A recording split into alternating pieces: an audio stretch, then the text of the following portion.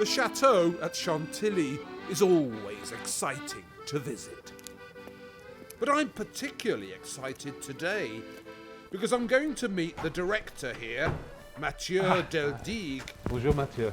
Bonjour. And we're going to be looking at these superb Mannerist portraits of Jean and François Clouet. Father and son, both working for the French kings. Both gripping portraitists who bring the past to life.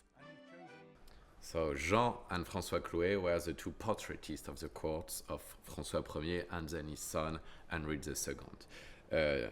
Jean Clouet, he imagined a new way to have portraits for the courts, especially in drawings. His son François worked for Henry II and the Queen Catherine de' Medici, and altogether they produced hundreds and hundreds of portraits of the French courts.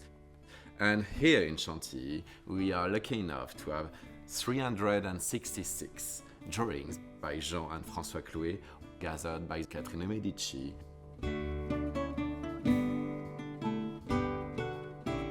Well, they're magnificent. When I first saw them, they took my breath away. The amount of skill and finesse and detail in them. But what was the purpose of the drawings then? Some of these portraits, like this one of the little princess, were preparatory to paintings, but most of them are just existing for themselves. They were in albums, like family albums, where the king and the queen can just browse them and see all the courts and their relatives and their favorites. So like a photo album today, everybody you know you'd put in your picture book. Exactly, it's very immediate. When you see all these faces, all these characters, it's just like they were just here 2 hours ago, because the drawings are very fresh and they were made just in front of their models and not in the workshop. So that's why they are so impressive and they're very contemporary.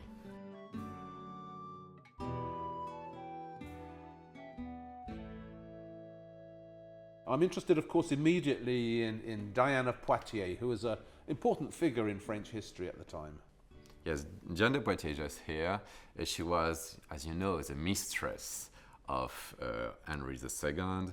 She was older than the king, and she was very close to him since his childhood.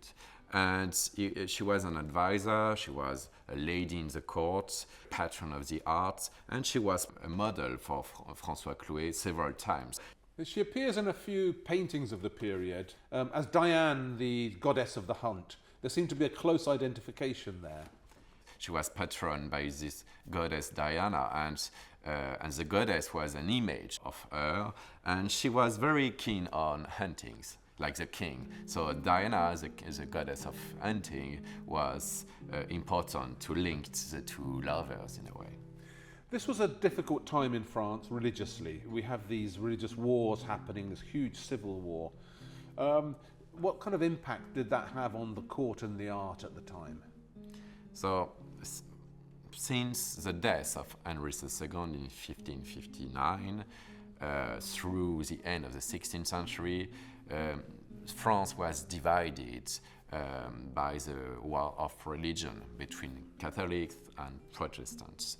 And in that period, portraits in drawings, paintings, prints, or enamels, they were used as weapons for the different parties, from Catholics to Protestants. So you see art being weaponized almost as a way of continuing this struggle, the religious struggle.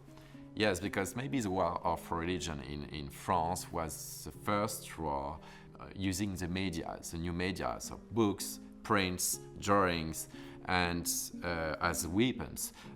So François Clouet drawings, faces, but also paintings were used by the leaders of the parties. You've been very informative. Thank you so much, Matthieu. Thank you.